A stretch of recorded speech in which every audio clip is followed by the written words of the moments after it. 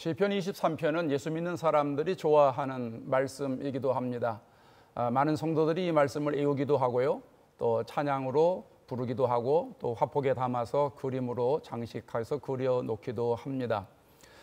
다윗은 양을 치는 목자의 생활을 해보았기 때문에 하나님과 사람과의 관계를 목자와 양의 관계로 설명하고 있습니다. 하나님을 목자로 설명하고 있고 사람들을 양이라고 설명하고 있습니다. 우리는 이 시편 23편을 여러 가지 방식으로 접근할 수가 있습니다. 시편은 시이기 때문에 23편도 하나의 시에 들어가죠. 그래서 시의 장르로 접근하는 것이죠. 그래서 시로 음미하면, 묵상하면 나름대로의 깊은 뜻을 우리가 깨닫게 됩니다. 또 하나는 서정적이고 평화롭기 때문에 감성적으로 접근할 수도 있습니다. 시편 23편을 우리가 읽어보면 마음이 평안해지고 고요해지고 따뜻함을 느끼곤 합니다.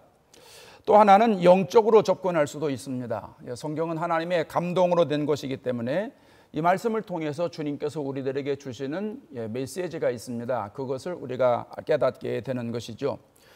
우리는 세 번째 방법으로 접근을 하려고 합니다. 영적으로 접근하려고 하는 것이죠. 시편 23편을 우리가 다윗의 고백이라고 말하는데, 이 다윗의 고백 속에 담겨져 있는 영적인 진리가 무엇인가? 하나님이 다윗의 고백을 통해서 우리들에게 알려주시려고 하는 그 메시지가 무엇인가? 이것을 한번 생각해 보려고 합니다. 이제 앞으로 이 말씀을 계속 연속적으로 우리가 공부하고 배우고 깨닫게 될 텐데, 제가 몇 시간 동안 이것을 하게 될지 모르겠습니다. 이게 2달이 걸릴지 3달이 걸릴지 모르지만 조금 더 수박 겉핥기식을 떠나서 조금 더 깊이 들어가려고 합니다. 성령께서 인도하시는 대로 하려고 하니까 저와 여러분이 이 말씀을 통해서 주님의 음성을 듣고 우리가 신앙생활을 더 깊이 했으면 좋겠습니다. 오늘은 첫 시간인데요, 1절 말씀입니다. 여호와는 나의 목자시니, 이 말씀에 대해서 생각해 보도록 하겠습니다. 아주 간단한 문장이죠. 여호와는 나의 목자시니, 누구나 다 한 번만 보면 알 수 있는 구절입니다. 그런데 이 간단한 문장 속에 모든 것이 다 들어가 있다는 것입니다. 우리 생활에 필요한 모든 것, 또 이 땅에서 우리가 살아갈 때 해결해야 될 모든 것, 또 신앙생활의 궁극적인 문제, 또 우리의 육신의 생명이 끝난 다음에 그 다음의 세계까지 포함해서 모든 것들이 여호와는 나의 목자시니 여기에 다 들어가 있다고 하는 것입니다. 이제 우리가 좀 더 깊이 들어가면서 생각해 보도록 하겠습니다. 오늘 말씀을 제가 묵상하고 이 말씀을 깊이 묵상하면서 하나님, 이 말씀을 어떻게 전달을 할까요? 어떤 방식으로 딜리버리를 할까요? 이렇게 기도하는데 하나님께서 이런 생각을 주셨어요. 성령께서 이런 생각으로 찾아오신 것이죠. 박 목사, 너에게는 왜 목자가 필요하니? 그렇게 물어보시는 거예요. 저는 이런 생각을 별로 안 해봤거든요. 그동안 신앙생활 하면서 교회 다니고 예수 믿으면서 하나님이 내 목자지, 당연하지, 하나님은 나의 목자이기 때문에 내가 하나님이 인도하는 대로 따라가야지, 이런 생각을 가지고 생활했습니다. 이게 잘못된 게 아니죠. 정상적인 생활입니다. 생각입니다. 그런데 주님이 이번엔 반대로 물어보시는 거예요. 왜 너에게 목자가 필요하니? 이렇게 물어보시는 거예요. 그래서 제가 생각을 깊이 하게 됐습니다. 여러분에게 그 말씀 그대로 전달해 드리려고 그럽니다. 여러분에게는 왜 목자가 필요합니까? 여러분도 저와 같이 예수님을 믿으면서 하나님이 내 목자입니다 고백하고 신앙생활 하셨을 텐데, 그러면 여러분에게 왜 목자가 필요합니까? 목자가 없으면 안 되나요? 저와 여러분은 다 지정의를 갖춘 분들이고요, 나름대로 배운 분들이죠. 인생의 경험도 있고 또 실력도 있고 요즘 최첨단 과학 문명이 발달한 시대에 살아가고 있지 않습니까? 또 우리가 세계 최강인 미국에 살고 있는데 우리에게 굳이 목자가 필요할까요? 왜 목자가 필요할까요? 이유는 하나입니다. 우리는 양이기 때문입니다. 양이기 때문에 목자가 필요하다는 것이죠. 전문가의 말에 의하면 사람과 양은 비슷한 부분이 많다고 그래요. 그러니까 우리가 양은 아닌데 양이 가지고 있는 특성과 우리가 가지고 있는 특성이 많이 일치되는 부분이 있다는 것입니다. 여러분, 우리가 나에게 목자가 필요하다라고 생각이 들다면, 그러면 왜 나에게 목자가 필요한지, 다시 말하면 내가 양인데 양이 왜 목자가 필요한지를 알아야 됩니다. 그걸 알면 하나님이 나의 목자라는 걸 더 확실히 깨닫게 된다는 것이죠. 다윗이 하나님과 우리와의 관계를 목자와 양으로 이렇게 설명하는 이유가 바로 여기에 있다고 생각을 합니다. 그러면 여러분, 양의 특성을 한번 볼까요? 여러 가지가 있는데 그 중에 제가 세 가지만 말씀드리려고 그래요. 첫 번째는 양은 눈이 나쁘대요. 근시의 눈을 가졌다고 하는 거예요. 멀리 볼 수 없다는 거예요. 아주 치명적인 약점이라고 할 수 있죠. 그러니까 어디에 풀이 있는지, 또 어디에 물이 있는지, 어디가 수렁인지, 또 어디가 낭떠러진지 멀리 볼 수가 없으니까 그걸 우리가 분별할 수 없게 된다는 겁니다. 그래서 양은요, 많이 멀리 볼 수 없기 때문에 늘 목자의 돌봄이 필요하다는 거예요. 근데 목자는 멀리 볼 수 있잖아요. 지형도 할 수 있고 지리를 잘 알 수 있어요. 오늘 본문에 푸른 초장이라고 했는데 초원이 펼쳐지는 광활한 평지다, 이렇게 생각하시면 시편 23편을 읽는데 오해를 하게 됩니다. 이스라엘의 지형은요, 우리가 알고 있는 이런 초원과 같은 지역이 사실은 얼마 없습니다. 이스라엘 지형은 조금 특이합니다. 이스라엘은 세 가지로 나누는데요, 평야가 있고요, 또 광야가 있고요, 산지가 있어요. 근데 이 서쪽으로는 평야가 이루어지죠. 이스라엘 평야, 또 샤론 평야, 또 뭐 블레셋 평야라고 그러고요. 이 남쪽으로는 광야입니다. 사막입니다. 부엘세발 중심으로 해서 그쪽은 거의 다 사막이기 때문에 사람들이 거의 살지 않습니다. 근데 여기 서쪽 조금하고 남쪽을 제외하면 나머지는 전부 다 산악지대입니다. 산악지대. 예루살렘도 산 위에 있고요, 나사렛도 사막에서 산악지대에 있고요, 여리고도 마찬가지로 산악지대에 있습니다. 그래서 이스라엘은 이 산악이 차지하는 비율이 상당히 높습니다. 그러니까 양은 어디서 사냐 하면 광야에서 살든지 산악에서 살든지 둘 중 하나인데 주로 산악지대에 살아갑니다. 왜냐하면 광야에는 물이 없잖아요. 이게 물이 없기 때문에 양들이 산악지대에서 살아가게 되고, 특별히 유목민이기 때문에 산악을 계속 이동하면서 살아갑니다. 이쪽에서 저쪽으로 계속 올라가는 것이죠. 북쪽으로 계속 올라갔다가 또 다시 북쪽에서 남쪽으로 이렇게 내려오는 그런 삶을 살아갑니다. 그런데 이스라엘은 특별히 또 돌이 많아요. 이스라엘에 가보면 정말 곳곳에 돌이에요. 예수님이 이런 말씀을 누가복음 19장에 하셨는데, 사람들이 침묵하면 돌들이 소리를 지를 것이다. 뭐 사방에 돌이 있으니까 예수님이 그렇게 예화로 말씀을 하시는 것이죠. 양은 눈이 나빠가지고 멀리 볼 수 없기 때문에 가다가 수풀에 걸리기도 하고 수렁에 빠지기도 하고 또 낭떠러지에 떨어지기도 합니다. 그래서 양에게는 목자가 절대적이라고 하는 것입니다. 또 양의 특성 중에 하나는 방향 감각이 떨어진다는 거예요. 양은 귀소 본능이 있습니다. 그러니까 내가 간 길을 그대로 돌아오는 귀소 본능이 있는데, 그게 뭐 오늘은 여기로 갔다가 돌아오고 오늘은 이쪽으로 갔다 돌아오고 그게 아니잖아요. 가서 보면 베두인이라고 그러죠. 양을 치면서 다니는 사람들을 베두인이라고 하는데, 베두인들은 정처 없이 가는 거예요. 그러니까 풀을 따라서 계속 조금 아까 말씀드린 대로 북쪽으로 계속 올라갔다가 다시 이제 꼭대기 올라가면 다시 남쪽으로 계속 내려오고 계속 이렇게 다니는 거예요. 근데 이동을 하다가 양들이 한두 마리가 대열에서 벗어나면 다른 양들이 당황하기 시작을 한다는 거예요. 그래서 양들이 방향 감각이 없기 때문에 엉뚱한 곳으로 간다는 거예요. 현대 이 목장에서는 양들이 이렇게 쭉 한 곳으로 갈 수 있도록 양몰이 개를 키우잖아요.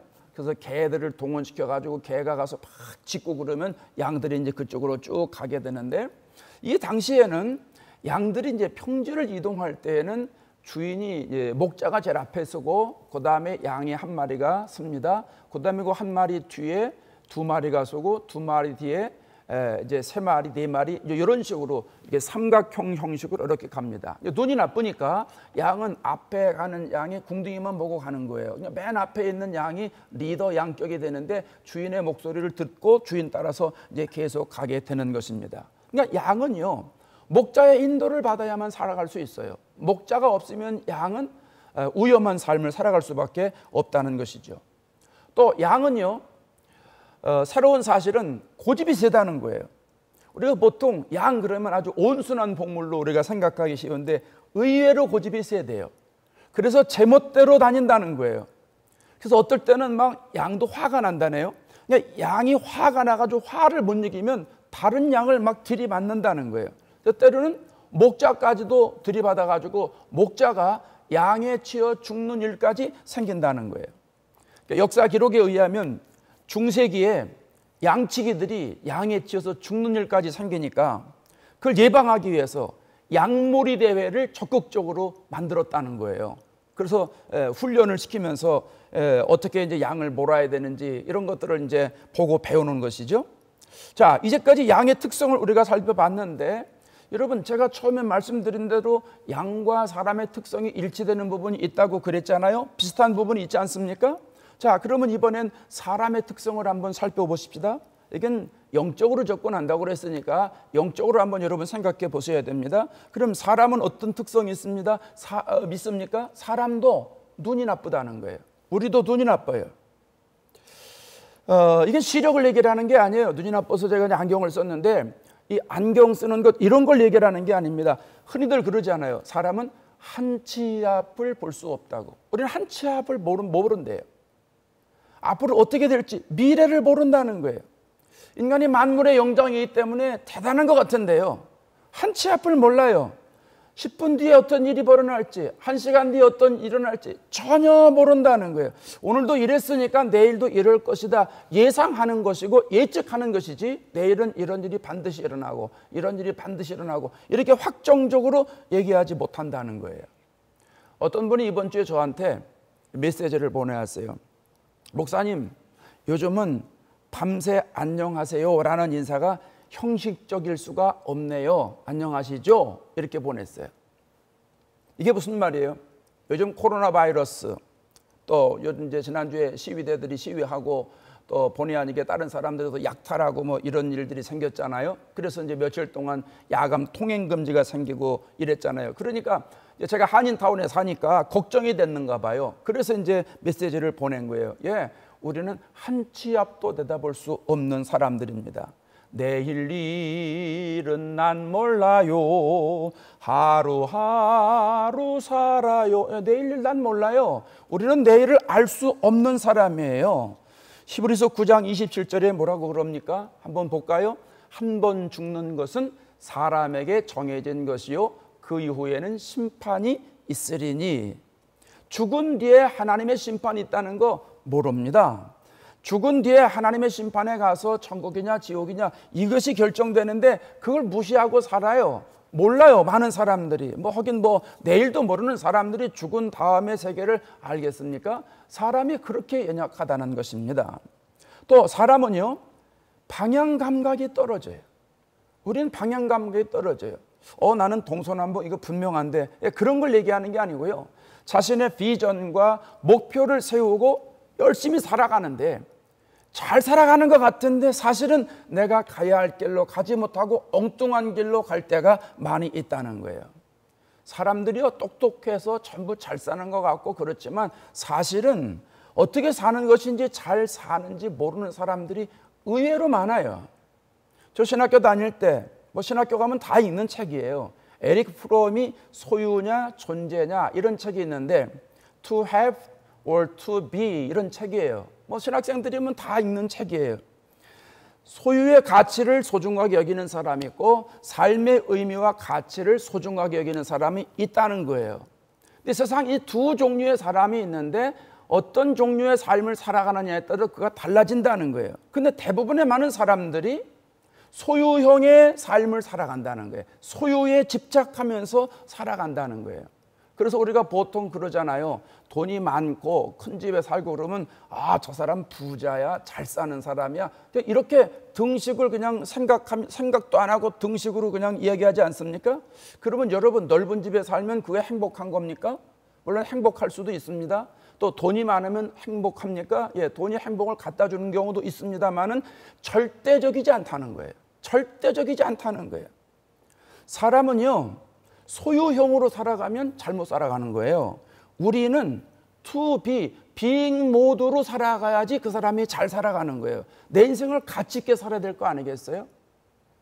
또 내 인생에 의미 있는 삶으로 나가야 되지 않겠어요? 그럼 하나님이 우리에게 주신 삶인데 우리가 인생을 살아갈 때 하나님 앞에 영광 돌리는 삶으로 살아가야지요. 또 정말 의미 있고 가치 있는 삶으로, 은사 있는 삶으로, 하나님이 은사를 주신 대로 우리가 살아가서 하나님 앞에 영광 돌리는 삶으로 살아가야 그것이 의미 있고 가치 있는 삶의 인생이 아니겠습니까? 예, 사사기 21장 25절에 보십시오. 우리 잘 아는 얘기인데요. 사사기 마지막 장 마지막 절이에요. 읽어봅시다. 그때에 이스라엘에 왕이 없으므로 사람이 각기 자기의 소견에 옳은 대로 행하였더라. 왕이 없었다는 거예요. 예, 요즘 바꿔 말할까요? 하나님이 왕이 아닌 거예요. 하나님을 왕으로 세우지 않으니까 내 생각대로 우리가 살아가는 거예요. 자기 소견대로 살아가는 거예요. 그래서 사람들이 바벨탑도 쌓고요, 우상도 만들고 그러고 살아가지 않습니까? 어쩌면 우리가 양과 똑같은 성품을 가지고 살아가는지 모릅니다. 또 세 번째로 사람은요, 고집이 세요. 자아가 강하다는 거예요. 물론 여러 사람들 중에는 온순하고 착한 사람도 있죠. 마음이 깊고 아주 넓은 사람도 있습니다. 그러나 우리의 내면 깊숙한 곳에는 죄인의 습성이 자리 잡고 있다는 거예요. 원죄 때문이죠. 사람은 원래 하나님과 동행하면서 살아갈 수 있도록 창조되어 있는데, 그래서 하나님 말씀에 순종하면서 하나님 주시는 이 영적인 풍요로움을 누리면서 살아가게 되어 있는데, 뱀의 유혹으로 말미암아서 우리가 넘어갔잖아요. 아담과 하와가 타락했어요. 그래서 그 죄의 뿌리가 우리에게까지 와서 죄의 뿌리에 매여서 우리가 살아가기 시작합니다. 그래서 하나님 두기 싫어하고요, 우리는 늘 자기중심적으로 살아갑니다. 하나님 말씀 따라가는 걸 상당히 불편해 하잖아요. 늘 자기 생각에 매여 있고, 자기 경험을 앞세우고, 자기 주장을 내세우고, 자기 철학을 내세우고, 이 자아가 얼마나 강한지 모릅니다. 그래서 이사야 53장에 그런 말씀을 하고 있지 않습니까? 6절 한번 볼까요? 우리는 다 양 같아서 그릇 행하여 각기 제 길로 갔거늘. 우리는 전부 양 같은 습성을 가지고 있습니다. 그래서 내 생각이 옳다고 생각하니까 전부 자기의 길로 간다고 하는 것입니다. 여러분, 영적인 시각으로 보면 우리도 양과 비슷한 부분이 상당히 많지 않습니까? 그렇다면 여러분, 우리가 양이라고 생각을 해야 되지 않겠습니까? 우리가 양으로 생각하는 게 대단히 중요합니다. 나는 양과 같은 존재라고 생각하는 게 대단히 중요한 거예요. 하나님과 나와의 관계에서 나는 양이다 하는 생각을 하는 것이 대단히 중요해요. 왜냐하면 내가 양이라고 인정을 할 때 목자가 필요한 거예요. 내가 양으로 인정하지 않으면 나는 뭐 특별히 양과 같은 뭐 습성이 뭐 있긴 하지만 그렇다고 난 양은 아니야. 뭐 양과 같은 거 나는 아니야. 이렇게 되면 양이 아니니까, 내가 양이라고 인정을 안 하니까 목자가 필요 없는 거예요. 여호와는 나의 목자시니 이 말을 할 수가 없는 거예요. 그러니까 이런 사람들은 어떻게 해요? 돈이 목자가 되고 사람이 목자가 되죠. 그러면서 교회를 다녀요. 교회 문지방만 밟고 왔다 갔다 하는 종교인의 신앙생활을 할 수밖에 없다고 하는 것입니다. 여러분, 오늘 본문 말씀을 가만히 보면 내가 하나님과의 관계에서 나는 양이다 하는 인식을 갖게 되면 하나님을 내가 목자로 삼는 게 아주 쉬워져요. 다시 말하면 내 실체를 알게 되면 나에게 목자가 필요하다는 거예요. 그걸 인식하게 된다는 거예요. 그래서 여호와는 나의 목자시니 하는 게 뼈저리게 들어온다는 거예요. 여러분 보세요. 내가 건강이 나쁘다고 하는 걸 인식을 했다고 생각해 보세요. 내가 인식을 하면 그 다음부터는요, 내가 건강해지는데 매달립니다. 야, 내가 공부하는데 지혜가 좀 부족하구나, 이걸 깨닫고 나면 그 사람은 그 다음부터는 이 지혜를 얻어서 공부하는데 매달리게 됩니다. 근데 내가 내 자신을 깨닫지 못하게 되면 별로 관심이 없어요. 이게 똑같은 거예요. 어떤 사람은 그러죠. 아이고 목사님, 양이 너무 연약해 보여요. 연약해가지고 어떻게 신앙생활을 그렇게 하겠어요? 나는요 그냥 사자처럼 신앙생활을 좋을 것 같아요 생각하는데, 예, 밀림의 왕처럼 호령하는 사자 참 멋있죠. 겉으로 보기엔 멋있는데요, 아니에요. 신앙생활은 양처럼 해야 됩니다. 양처럼 해야 돼요. 아니 내일 일도 모른다면서, 한 치 앞도 모르는 사람이, 자기의 생명을 한 시간도 연장할 수 없는 사람이 사자처럼 신앙생활한다. 사자는 하나님이 필요 없잖아요. 사자는 목자가 필요 없잖아요. 신앙생활은 내가 양으로 수긍할 때, 내가 양으로 인정할 때, 내가 양으로 무릎 꿇을 때, 그때부터 시작하는 거예요. 내가 양으로 생각하면 하나님이 나에게 절대적으로 필요하기 때문입니다. 여러분, 나는 양이다 인정이 되세요? 정말 생각해 보세요. 심각하게 생각해 보세요. 야, 나는 양의 습성을 가지고 있네. 설교 들어보니까 나에게도 양 같은 이런 나쁜 습성이 있네. 이런 걸 여러분이 인정하세요? 인정하시면 여러분에게 그때부터 목자가 필요하다는 거예요. 그렇다면 여러분에게 목자가 필요하다면 여러분의 목자는 어떤 분이면 좋을까요? 여러분을 인도하는 목자면 어떤 성품을 가지고 있으면 좋을까요? 여러분의 목자라면 어떠한 능력이 있으면 좋을까요? 왜? 목자라고 하면 어느 정도의 이 자격 또는 요건 이런 것들이 갖춰져 있어야 되지 않을까요? 아니 운전을 해도 드라이브 라이센스가 있어야 되는데 그냥 할 수 없잖아요. 그럼 내 삶을 인도하는 목자는 적어도 어떠한 분이어야 된다라고 하는 기준이 있지 않겠습니까? 다윗은 여호와는 나의 목자라고 했습니다. 다윗의 목자는 하나님입니다. 그 하나님은 예수님을 통해서 우리가 알 수 있죠. 예수님이 하나님이신 분인데 육신을 입고 이 땅에 오셨습니다. 그러면 여러분, 그 예수님은 어떤 분이에요? 예수님을 통해서 하나님을 알 수 있어요. 성경에 기록된 또 하나님에 대해서 우리가 하나님을 구체적으로 알 수 있죠. 오늘 본문에서는 하나님은 창조적인 분이고 여러 얘기 할 수 있는데 그런 거 다 접어놓고 양의 입장에서 바라보는 목자를 한번 생각해 보자는 거예요. 양의 입장에서 바라보는 목자. 그러면 하나님이 어떤 분이로구나 알게 되면 내가 하나님을 목자로 삼고 목자로 붙잡고 목자로 따라가는 게 훨씬 쉬워진다는 거예요. 자, 그러면 양이 바라보는 목자 한번 생각해 보겠습니다. 목자는요, 양을 잘 알아야 돼요. 목자는 양을 잘 알아야 돼요. 양을 잘 모르면 목자가 될 수 없어요. 제가 전에 시골에서 목회할 때 소를 키우는, 그분은 이제 소 목자죠. 소를 키우는 집사님 목장을 종종 방문을 했어요. 낮에 가보니까 소들이 바깥에 가서 막 풀을 뜯고 이제 쉬기도 하고 그러는데 그 안에, 우리 안에 소가 2마리가 있어요. 한 마리는 이쪽에 있고 한 마리는 저쪽에 있고. 궁금하잖아요. 물어봤어요. 집사님, 왜 이놈들은 여기 있어요? 바깥에 안 나가고. 그랬더니 집사님이 그러는 거야. 목사님, 이놈은요 다리를 다친 것 같아요. 그래서 걷는 모습이 영 현찮아요. 그래서 좀 붙잡아 놓고선 좀 다리를 빨리 회복시키기 위해서 못 나가게 만들었어요. 그러더라고요. 이놈은 왜 그래요? 그랬더니 이놈은요 다른 놈에 비해서 이게 영양이 영양을 덜 섭취해서 그런지 자라는 속도가 느리다는 거예요. 그래서 체중도 떨어지는 것 같고, 그래서 이 친구는 이놈은 아주 특별히 그냥 더 매어놓고 더 좀 영양분 더 주고 해서 자꾸 이렇게 살찌게 하려고 그런다고 그러더라고요.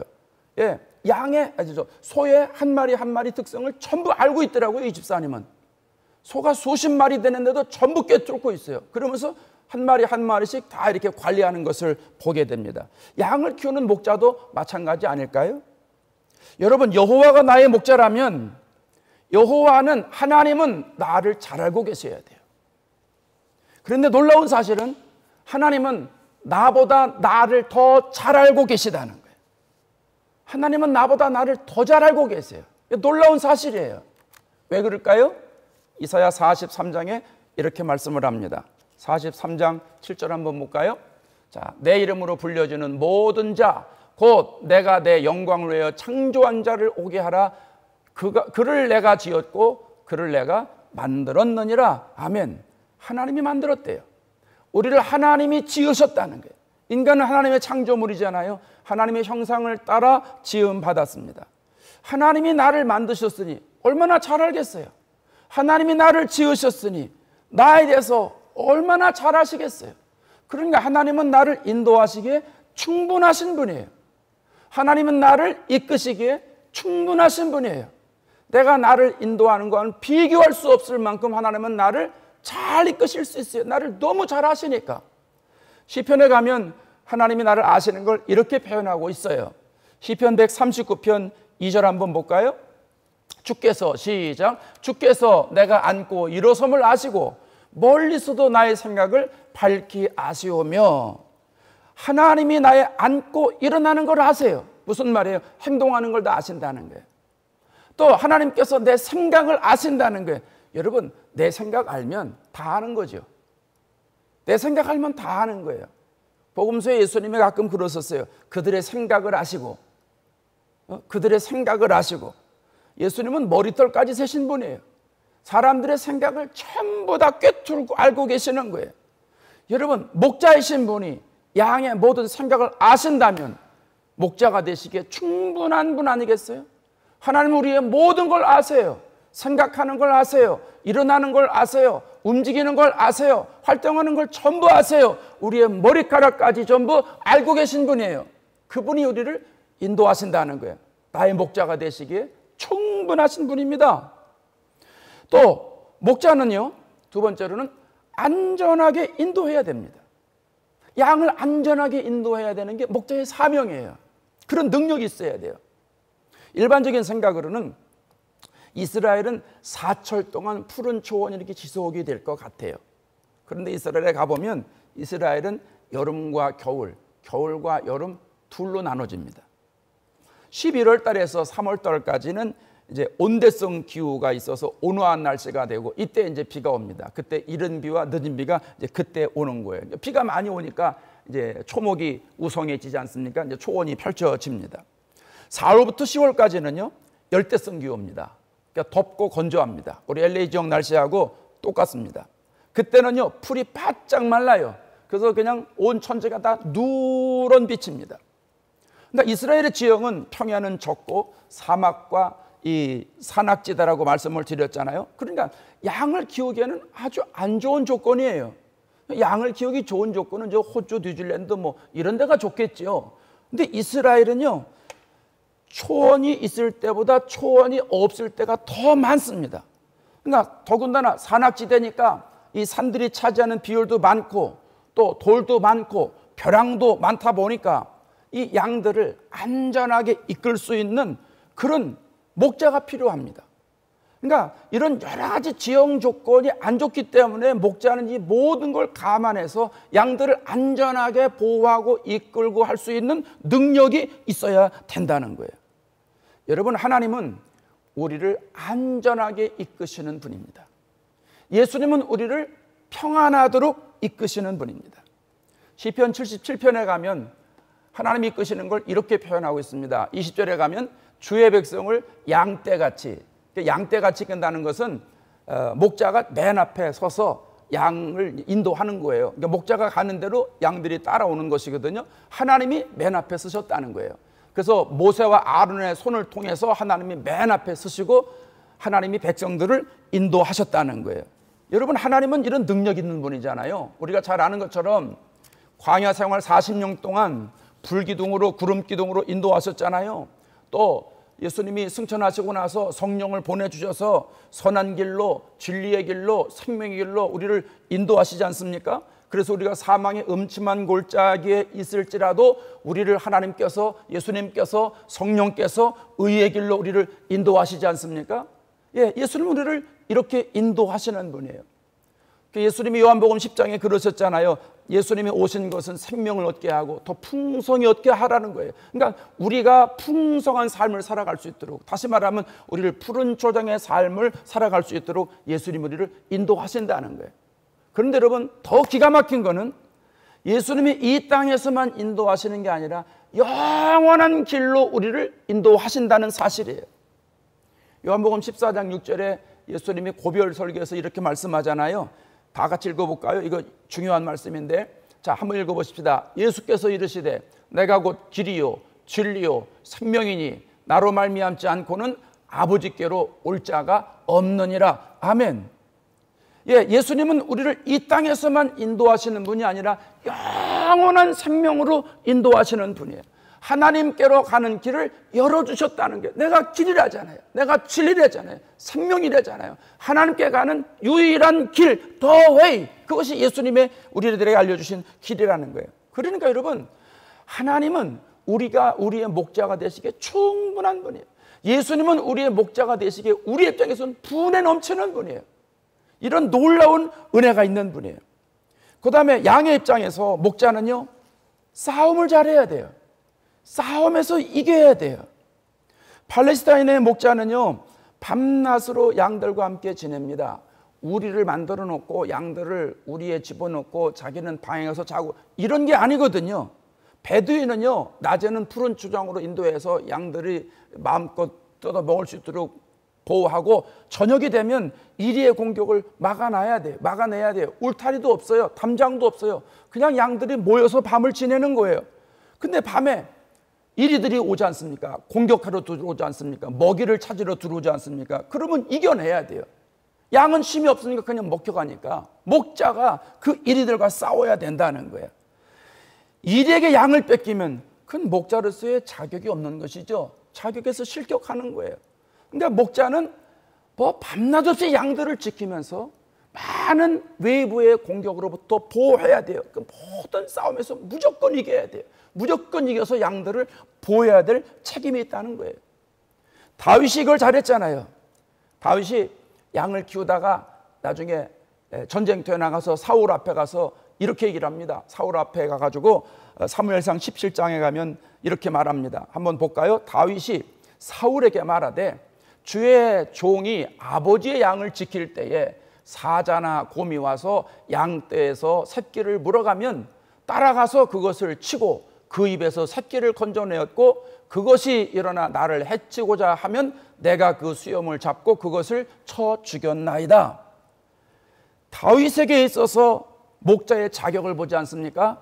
사자나 곰이 쳐들어오면 싸우는 거예요. 그래서 죽였다고 그랬어요.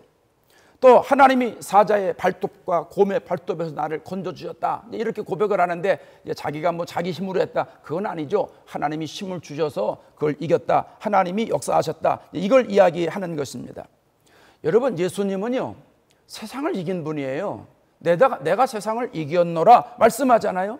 그러면서 영원 끝날까지 너희와 함께 하겠다 말씀하세요. 함께 하겠다는 게 뭐예요? 내가 너희를 위해서 싸우겠다 그 말 아닙니까? 그래서 예수님이 우리를 구원하시기 위해서 십자가에 달려 돌아가시잖아요. 말씀하신 대로 3일 만에 부활하시잖아요. 그게 무슨 말이에요? 영적인 싸움에서 승리하셨다는 거예요. 사람들은 죽으면 끝이에요. 그런데 주님은 살아나셨어요. 사망 권세를 이기시고 부활하셨어요. 그래서 고린도전서 15장에 뭐라고 그러냐면 마지막 성경 구절이 한번 보세요. 자, 그러나 이제 그리스도께서 죽은 자 가운데서 다시 살아나사 잠자는 자들의 첫 열매가 되셨도다. 예수님께서 사망 권세를 이기시고 일어나셨어요. 사망을 다 이기셨다는 거예요. 어둠의 세력과 싸워서 이기셨다는 거예요. 우리도 그렇게 이길 수 있다는 거예요. 여러분, 이게 예수님이에요. 그러니까 예수님은 우리의 목자가 되시기에 충분한 자격이 있는 분이에요. 여러분, 예수님처럼 우리를 잘하는 분은 없어요. 예수님처럼 우리를 안전하게 이끄시는 분은 없어요. 예수님처럼 영적 싸움에서 이긴 분은 없어요. 이 세상에서 우리의 목자가 되실 분은 예수님밖에 없습니다. 예수님밖에 없어요. 하나님밖에 없어요. 그래서 다윗이 여호와는 나의 목자시니 이렇게 고백하는 것입니다. 여러분은 하나님과 어떤 관계이신가요? 여러분의 목자는 누구이세요? 하나님이시기를 바랍니다. 목자이신 예수님께 여러분의 모든 것을 맡기고 그분을 의지하고 한번 믿고 따라가면 삶을 살아가실 수 있기를 바랍니다. 여러분, 그게 편한 거예요. 하나님을 내 목자로 삼고 그냥 목자만 따라가는 것, 하나님 인도하시는 대로 따라가는 것, 그게 편한 거예요. 제가 오래전에 10일 동안 이스라엘을 다녀온 적이 있습니다. 초행길이기 때문에 여러 사람들과 교육자들과 같이 갔지만 초행길이라 여행사의 안내를 받죠. 가이드의 안내를 받았습니다. 그러니까 가이드가 안내하는 대로 움직이는 거예요. 이쪽 공항에서 이쪽 공항으로 오세요. 그럼 그대로 가는 거예요. 여기서 일로 공항으로 오세요. 그러면 그대로 가는 거예요. 잘하는 호텔에서 자고요. 먹으라는 음식점 가서 먹고요. 여기서 사진 찍으면 더 잘 나옵니다. 가르쳐주면 거기 가서 또 사진을 찍고요. 가이드가 목자인 것이죠. 열흘 내내 가이드를 믿고 가이드를 신뢰하고 모든 걸 맡기고 가이드가 하라는 대로 계속 하면서 살았는데요. 세상 편하고 좋습니다. 세상 편하고 좋아요. 걱정, 근심할 시간이 없어요. 얼마나 편한지 몰라요. 여러분, 내 인생을 이렇게 살아간다면 얼마나 좋을까요? 양은 목자를 잘 만나야 돼요. 양에게 있어 목자는 생명이에요. 세상에 예수님 같은 목자는 없습니다. 피값을 주고 우리를 구원하셨잖아요. 예수님을 내 목자로 삼고 예수님을 진실하게 믿고 모든 것을 맡겨보시고 한번 따라가 보시기를 바랍니다. 예수를 믿으면서도 불안해서 자꾸 돈을 목자로 삼고 사람을 목자로 삼고 자식을 목자로 삼고 부들부들 떨고 그러지 마시고요. 하나님을 목자로 삼고 예수님을 목자로 삼고 한번 살아가 보시자는 거예요. 교회 다니면서 언제까지 양다리 걸치고 살아갈 수는 없지 않습니까? 전적으로 예수님을 목자로 믿고 의지하고 따라가셔서 예수님께 한번 올인하셔가지고 여호와는 나의 목자시니, 다윗처럼 여호와는 나의 목자시니 고백할 수 있는 저와 여러분이 되실 수 있기를 바랍니다. 이 얼마나 감격적인 고백인지 몰라요. 눈물 나는 고백인지 몰라요. 여러분, 후회 없는 인생이 될 거예요. 가치 있는 인생이 될 거예요. 정말 근사한 삶이 여러분의 앞에 펼쳐지게 될 것입니다. 이번 한 주간도 목자이신 예수님을 따라서 늘 예수님께서 인도하시는 대로 순종하면서 사셔서 승리하시는 축복을 누리기를 주의 이름으로 축원합니다. 기도하겠습니다. 하나님 아버지, 감사합니다. 우리는 양이고 주님은 목자이십니다. 내가 양인 것을 깨닫기에 목자이신 주님을 의지하고 따라갑니다. 목자이신 주님을 철저하게 믿고 의지하고 따라갈 수 있도록 인도하셔서 우리도 다윗처럼 여호와는 나의 목자시니, 여호와는 나의 목자시니 이 감격적인 고백을 진솔하게 할 수 있도록 성령의 능력으로 저희들을 옷입혀 주시옵소서. 예수님의 이름으로 기도합니다. 아멘.